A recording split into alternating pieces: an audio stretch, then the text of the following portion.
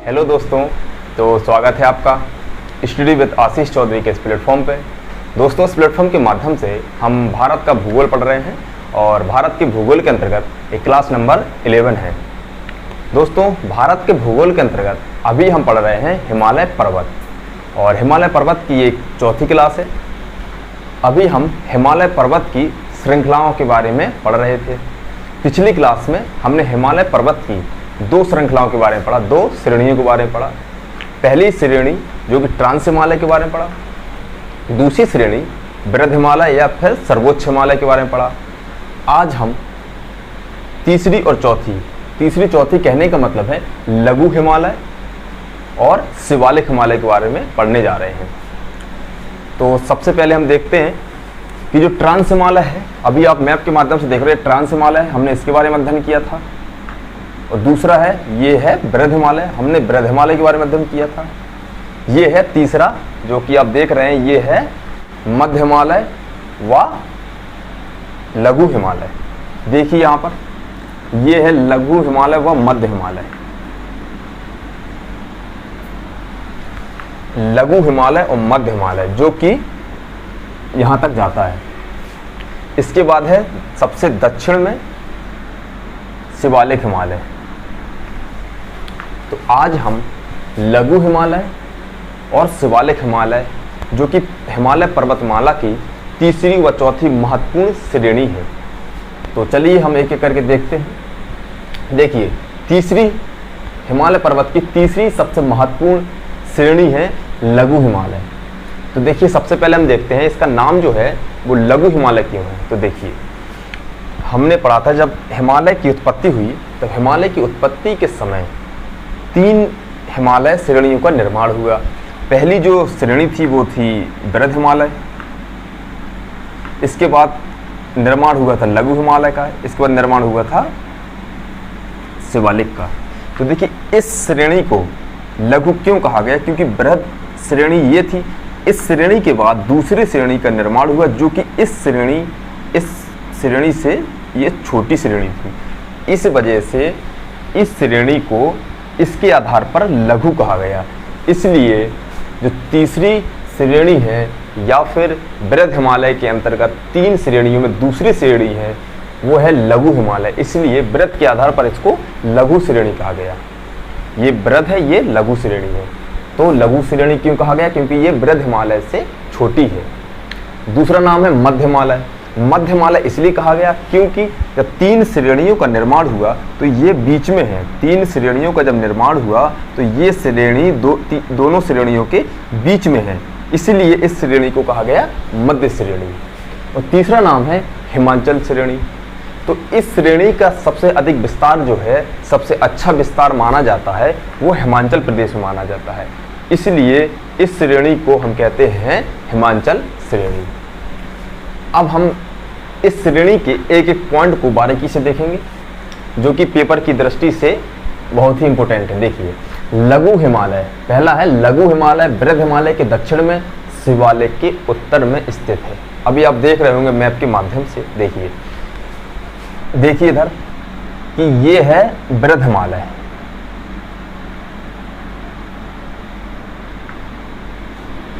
ये बृहद हिमालय है, ये है लघु हिमालय और ये है शिवालिक हिमालय।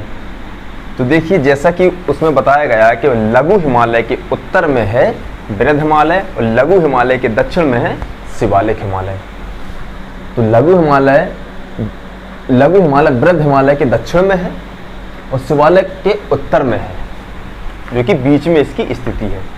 कभी भी क्वेश्चन आता है कि बृहद हिमालय के दक्षिण में कौन सी श्रेणी है, तो बृहद हिमालय के दक्षिण में लघु हिमालय है या फिर मध्य हिमालय है।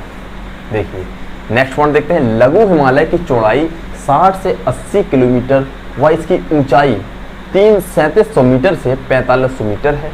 देखिए, इसकी जो चौड़ाई है, जैसे ही ये नीचे आते जाते इसकी चौड़ाई बढ़ती जाती है। कहने का मतलब है बृहद हिमालय की जो चौड़ाई थी बहुत ही कम थी, 25 किलोमीटर थी। जैसे हम दक्षिण में आएंगे तो इसका जो विस्तार है वो एकदम यूनिफॉर्म नहीं है, यहाँ पर इसकी चौड़ाई अधिक है और जैसे इस तरफ जाते जाते हैं इस तरफ उसकी चौड़ाई बहुत ही कम होती जाती है। तो तो इसकी जो चौड़ाई है वो 60 से 80 किलोमीटर है। इसकी जो ऊंचाई है वो कई किताबों में, कई सोर्सों में देखते हैं तो कहीं पर 2000 मीटर दिया है, कहीं पर 2500 मीटर दिया है, कहीं पर 1500 मीटर दिया है। तो हम सभी को हटा के एनसीईआरटी बुक को देखेंगे तो एनसीईआरटी बुक में लघु हिमालय की जो औसतन ऊंचाई है वो 3700 मीटर से 4500 मीटर तक है। और माना जाता है कि इस श्रेणी में जो सबसे ऊंची चोटियां हैं वो 5000 मीटर तक हैं, 5000 मीटर तक है। तो इसकी जो औसतन ऊंचाई है वो 3700 मीटर से 4500 मीटर तक है। उसकी जो चोटियां हैं वो 5000 मीटर तक इसकी चोटियां हैं।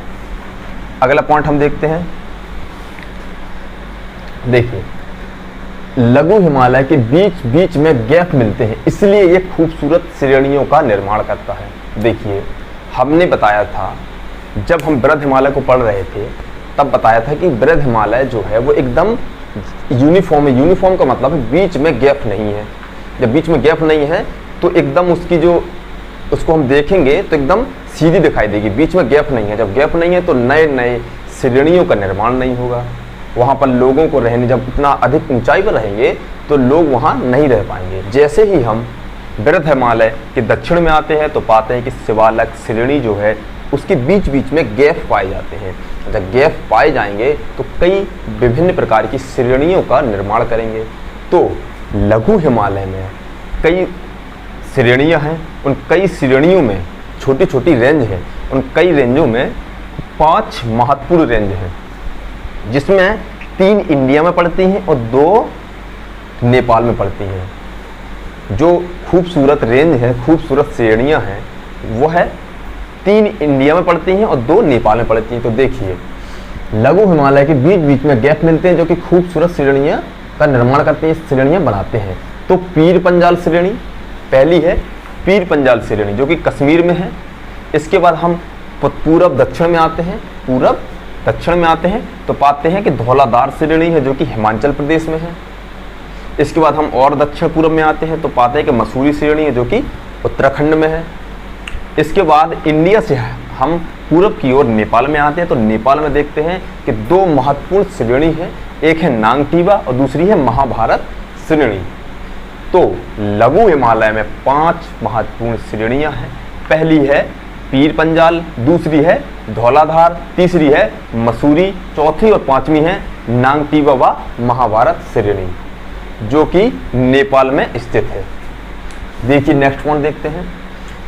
इन श्रेणियों के बारे में हम बाद में थोड़ा सा और चर्चा करेंगे। देखिए, लघु हिमालय में कोणदार वन पाए जाते हैं व ढालों पर घास के मैदान पाए जाते हैं। तो देखिए, इसको हम थोड़ा वनस्पति से जोड़ेंगे। हम देखते हैं कि अगर हम जिस जगह पर हैं वहाँ की वनस्पति अलग है, हम किसी दूसरे क्षेत्र में जाते हैं, वहाँ की जलवायु अगर अलग है तो वहाँ की वनस्पति अलग रहती है। तो जैसे ही हम हिमालय की ओर जाते हैं तो वहाँ की वनस्पति अलग रहती है। तो अगर हम समुद्र स्थल से 4500 मीटर जाते हैं तो यहाँ की वनस्पति अलग रहेगी। 4500 के अगर हम नीचे जाते हैं या पर 3000 के लगभग जाते हैं तो यहाँ की वनस्पति अलग रहेगी। 3000 मीटर तक की वनस्पति अलग रहेगी। 1000 मीटर तक की वनस्पति अलग रहेगी। 1500 मीटर तक की वनस्पति अलग रहेगी।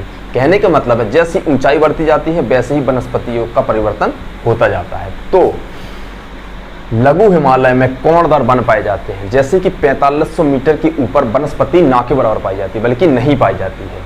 तो क्या है कि लघु हिमालय की जो औसतन ऊंचाई है वो 3700 से 4500 तक है। इसलिए यहाँ पर कई प्रकार की वनस्पति हैं, जिसमें प्रमुख है कि यहाँ पर कोणदार वन पाए जाते हैं, कोणदार वन पाए जाते हैं।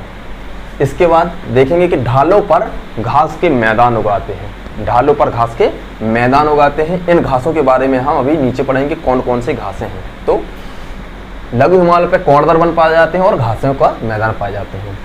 इसका नेक्स्ट वन देखेंगे। लघु हिमालय एक शीतोष्ण जलवायु वाला क्षेत्र है। जैसा कि हमने पढ़ा था कि भारत एक उष्ण कटिबंधीय मानसूनी जलवायु वाला देश है। तो क्या है, भारत की जो जलवायु है वो उष्ण कटिबंधीय है, लेकिन यहाँ पर ऊंचाई की वजह से यह क्षेत्र एक उष्ण कटिबंधीय मानसूनी वाला नहीं होकर, बल्कि यह एक शीतोष्ण जलवायु वाला क्षेत्र बनता है।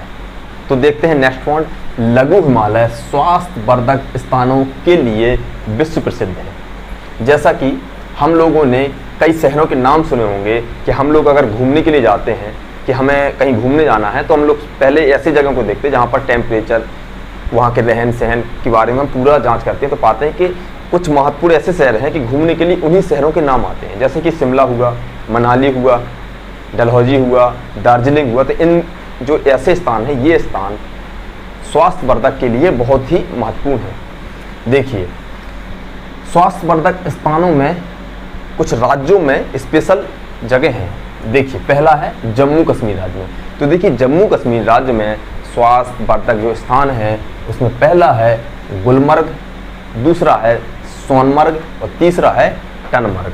तो तीन जम्मू कश्मीर केंद्र शासित प्रदेश में है। गुलमर्ग, सोनमर्ग, टनमर्ग, ये तीनों महत्वपूर्ण स्वास्थ्यवर्धक स्थान हैं, जो कि कहाँ पर है? लघु हिमालय में है। अगर क्वेश्चन आता है कि सोनमर्ग किस हिमालय में है, तो ये लघु हिमालय में है, जो कि स्वास्थ्यवर्धक स्थानों में से एक है। इसके बाद हम आते हैं दूसरे राज्य में, हिमाचल प्रदेश में। तो हिमाचल प्रदेश में भी कुछ महत्वपूर्ण स्थान हैं जो कि स्वास्थ्यवर्धक के लिए अपनी जगह बनाता है। देखिए, शिमला, मनाली, डलहौजी, तीन स्थान हैं, शिमला, मनाली और डलहौजी।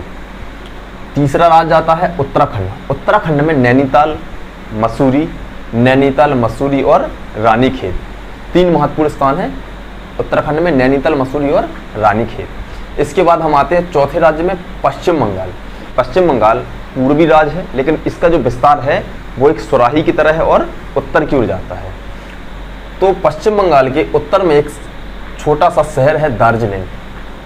तो पश्चिम बंगाल के उत्तर में एक स्वास्थ्यवर्धक स्थानों में से एक है दार्जिलिंग, जो कि लघु हिमालय के अंतर्गत आता है। तो ये कभी भी आ सकता है कि मनाली किस हिमालय के अंतर्गत आता है, तो मनाली या डलहौजी ये लघु हिमालय के अंतर्गत आता है। देखिए, नेक्स्ट पॉइंट देखते हैं, लघु हिमालय व बृहद हिमालय के बीच घाटियां पाई जाती हैं। देखिए, अभी हमने पढ़ा है कि लघु हिमालय में बीच बीच में गैप पाए जाते हैं। जब बीच बीच में गैप पाए जाएंगे तो छोटी छोटी अच्छी खूबसूरत घाटियों का निर्माण होगा। जब छोटी छोटी अच्छी घाटियों का निर्माण होगा तो उसमें कुछ ना कुछ ऐसी चीजें होंगी जो कि महत्वपूर्ण होंगी। तो देखिए, उसको हम देखते हैं कि ऐसी महत्वपूर्ण लघु हिमालय व बृहद हिमालय के बीच घाटियों का निर्माण होता है। तो देखिए,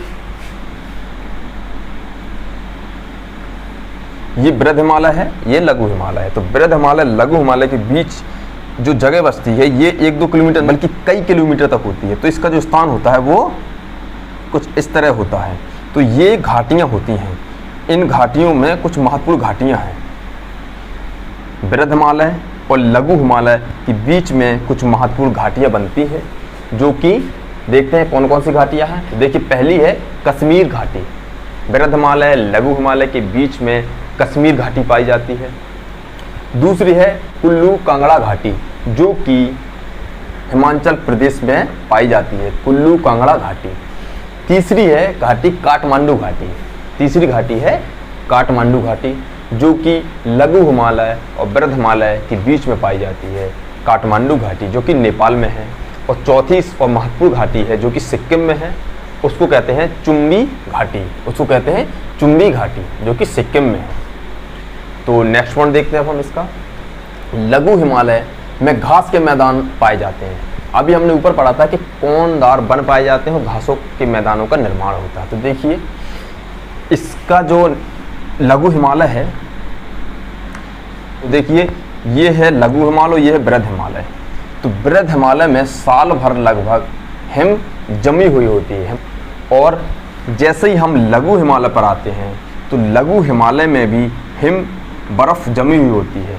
लेकिन जैसे ही गर्मियों के मौसम शुरू होते हैं, ये बर्फ़ पिघलने लगती है। जब बर्फ़ पिघलने लगती है तो बर्फ़ या फिर यहाँ की जो हिम होती है वो यहाँ से हटने लगती है और अच्छे घास के मैदानों का निर्माण होता है। जब यहाँ से बर्फ़ हट जाती है, आइस हट जाती है, तो फिर यहाँ पर घासों के मैदानों के निर्माण होने लगते हैं। और ये घासों के मैदान बहुत ही खूबसूरत मैदान होते हैं। तो घास के मैदानों को अलग अलग राज्यों में अलग अलग नाम से पुकारा जाता है।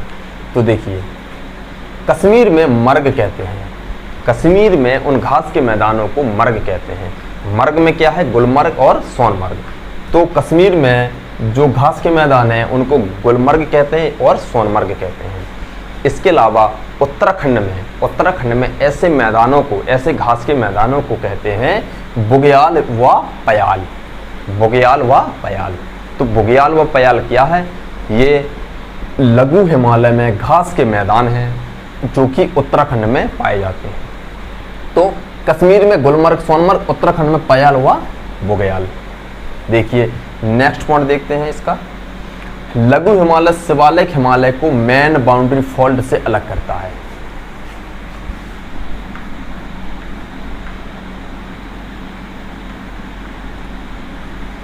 देखिए ये है बृहद हिमालय, ये लघु हिमालय, ये शिवालिक हिमालय। तो लघु हिमालय और शिवालिक हिमालय के बीच एक दरार सी पाई जाती है। दरार का मतलब है ऐसी जगह जिससे हम कह सकते हैं कि लघु हिमालय और शिवालिक हिमालय अलग अलग हैं। तो इसी को, इस फॉल्ट को कहते हैं main boundary fault. Main boundary fault क्या है? लघु हिमालय और शिवालिक हिमालय को अलग करने वाली जो फॉल्ट है उसको कहते हैं मेन बाउंड्री फॉल्ट। अब इसी से संबंधित, लघु हिमालय से संबंधित एक चीज़ और है। देखिए पीर पंजाल श्रेणी, बनिहाल दर्रा, जवाहर सुरंग, तीनों चीज़ों को हमें एक साथ लेना है, लघु हिमालय से संबंधित है। जो अभी आप मैप के माध्यम से देख रहे होंगे, ये है पीर पंजाल श्रेणी। देखिए ये है पीर पंजाल और ये है श्रीनगर और ये है जम्मू। तो देखिए जम्मू से श्रीनगर जाने के लिए बीच में एक श्रेणी पड़ती है, एक लघु हिमालय की, उसको कहते हैं हम पीर पंजाल। तो जम्मू कश्मीर और श्रीनगर के बीच में पीर पंजाल पड़ता है। तो पीर पंजाल से पार करके हमें जाना होता है जम्मू। तो जम्मू से श्रीनगर को जाने के लिए हमें पीर पंजाल को पार करना पड़ता है। तो पीर पंजाल को पार करने के लिए या फिर जम्मू से श्रीनगर को जाने के लिए क्या पड़ता है? पीर पंजाल पड़ता है। और पीर पंजाल में जाने के लिए पड़ता है बनिहाल दर्रा। जब हम दर्रों के बारे में पढ़ेंगे क्या होते हैं फॉल्ट, तो उसके बारे में हम देखेंगे कि दर्रे क्या होते हैं। तो पीर पंजाल से गुजरने के लिए तो पीर पंजाल में पाया जाता है बनिहाल दर्रा। तो ये पीर पंजाल हो गया, यहाँ पर है बनिहाल दर्रा। और बनिहाल दर्रे से ही हम जम्मू से श्रीनगर की ओर जाते हैं। बनिहाल दर्रे से ही जम्मू से हम श्रीनगर की ओर जाते हैं। और इसी बनिहाल दर्रे में पाया जाता है जवाहर सुरंग। इसी बनिहाल दर्रे में पाई जाती है जवाहर सुरंग, जो कि भारत की प्रसिद्ध सुरंगों में से एक है। तो जवाहर सुरंग कहाँ पाई जाती है? बनिहाल दर्रे में। और बनिहाल दर्रा कहाँ पाया जाता है? पीर पंजाल में। और पीर पंजाल कहाँ पाया जाता है? जम्मू कश्मीर में। तो इन तीनों को हम लेके चलेंगे। और पीर पंजाल कहाँ पाया जाता है? लघु हिमालय में। तो लघु हिमालय में जम्मू कश्मीर, जम्मू कश्मीर में पीर पंजाल में बनिहाल दर्रा, बनिहाल दर्रा में जवाहर सुरंग।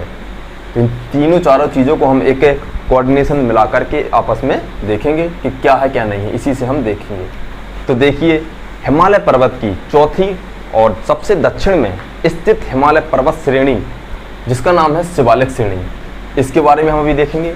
तो देखिए सबसे पहले देखते हैं कि इस श्रेणी को क्या कहते हैं। इस श्रेणी का जो नामांकन है वो है शिवालिक श्रेणी। इसको हम शिवालिक श्रेणी नाम से बुलाते हैं। इसका दूसरा नाम है दक्षिणी हिमालय। तो देखिए इसका दक्षिणी हिमालय नाम कैसे पड़ा वो देखते हैं। ये ट्रांस हिमालय था, ये बृहद हिमालय था, ये लघु हिमालय है और ये शिवालिक है। तो देखिए हम जब कोई भी नक्शा या मैप बनाते हैं तो इसके आधार पर बनाते हैं। ये नॉर्थ है, ये साउथ है, ये ईस्ट है, ये वेस्ट है। तो देखिए ईस्ट वेस्ट नॉर्थ साउथ। तो जब हम मैप के माध्यम से बनाएंगे तो ये नॉर्थ, ये साउथ, ये ईस्ट, ये वेस्ट। तो शिवालिक श्रेणी सबसे नीचे है, इस वजह से ये सबसे दक्षिण में है। उत्तर हम अगर ऊपर की ओर जाएंगे तो उत्तर हो जाएगा, नॉर्थ हो जाएगा, और हम नीचे की ओर जाएंगे तो ये दक्षिण साउथ हो जाएगा। इसलिए शिवालिक श्रेणी सबसे दक्षिण में है, इसलिए इसको कहते हैं दक्षिणी हिमालय। दूसरा नाम है वाय हिमालय। हमने पहले बताया था कि जो हिमालय की संरचना है वो एक चापाकार है या फिर तलवाराकार है। तलवाराकार है। अगर हम इसका गोल का सेंटर बनाएंगे तो यहाँ लगभग आएगा। जैसे ही हम बाहर की ओर बनाते जाएंगे ये बाहर होते जाएगा और ये अंदर होते जाएगा। तो जैसे ही हम बाहर करेंगे तो ये बाहरी लाइन होती जाएगी। इसी को कहेंगे वाह हिमालय। तो ये नीचे की ओर होते जा रहे हैं, तो ये सबसे बाहर है। इसलिए शिवालिक श्रेणी का जो दूसरा नाम है वो है वाह हिमालय। तो आइए देखते हैं शिवालिक श्रेणी के जो कुछ इंपॉर्टेंट पॉइंट हैं जो कि पेपर की दृष्टि से इंपॉर्टेंट हैं। देखते हैं। पहला, शिवालिक श्रेणी सबसे नवीन श्रेणी है। शिवालिक श्रेणी सबसे नवीन श्रेणियों में से एक है। 4 श्रेणी पड़ी और चारों श्रेणियों में सबसे नवीन, सबसे नई जो श्रेणी है वह शिवालिक श्रेणी है। अभी हम देखेंगे ये क्यों नवीन है। देखिए, शिवालिक श्रेणी का निर्माण बृहद व लघु हिमालय की चोटियों के अवसादों से मिलकर हुआ है। देखिए,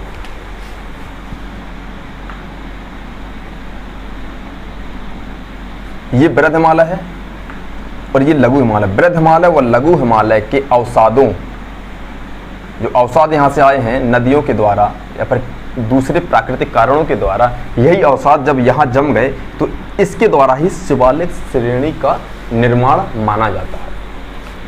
तो सीधा है कि ये नवीन है। नवीन क्यों है? क्योंकि लघु व बृहद हिमालय के द्वारा जब इसका निर्माण हुआ है तो इतना तो क्लियर है कि 4 श्रेणियों में सबसे नवीन श्रेणी शिवालिक है, क्योंकि शिवालिक का जो निर्माण है वो बृहद व लघु के अवसादों से माना जाता है, इसलिए ये बिल्कुल नवीन श्रेणियों में से मानी जाती है। देखिए, शिवालिक व मध्य हिमालय के बीच घाटियाँ पाई जाती हैं। तो देखिए, शिवालिक व मध्य हिमालय के बीच कई घाटियाँ पाई जाती हैं। ये घाटियाँ मुख्यतः उत्तराखंड में पाई जाती हैं, जिसको हम दून व द्वार के नाम से बुलाते हैं। दून व द्वार के नाम से बुलाते हैं। देखिए, जिसे दून व द्वार के नाम से बुलाते हैं, इसमें कुछ महत्वपूर्ण शहर हैं। जैसे ही उत्तराखंड का नाम आता है वैसे ही 2 शहर हमारे जमान में आ जाते हैं। पहला देहरादून, दूसरा है हरिद्वार। इसके अलावा भी दून व द्वार और पाए जाते हैं। तो देखिए, देहरादून, चुम्बीदून, कोथरीदून या कोटलीदून, कोथरीदून या कोटरीदून, पाटलीदून और हरिद्वार, ये महत्वपूर्ण शहर हैं जो कि शिवालिक श्रेणी की घाटियों पर पाए जाते हैं। दून और द्वार। शिवालिक के उत्तर में मध्य हिमालय और दक्षिण में भारत के उत्तर का मैदान पाया जाता है। शिवालिक श्रेणी के उत्तर में लघु हिमालय, दक्षिण में भारत के उत्तर का मैदान पाया जाता है। उत्तर का विशाल मैदान पाया जो कि गंगा, यमुना, सिंधु, ब्रह्मपुत्र के द्वारा बनाया जाता है। अगला पॉइंट देखते हैं। शिवालिक श्रेणी का विस्तार मुख्यतः कोसी नदी तक पाया जाता है। देखिए, इसका विस्तार तो असलियत में नामचा बरवा तक है, मगर इसका जो ऐसा अस्तित्व जिसको हम देख सकते हैं, जिसको हम डिस्क्राइब कर सकते हैं, तो वह विस्तार शिवालिक का केवल कोसी नदी तक पाया जाता है।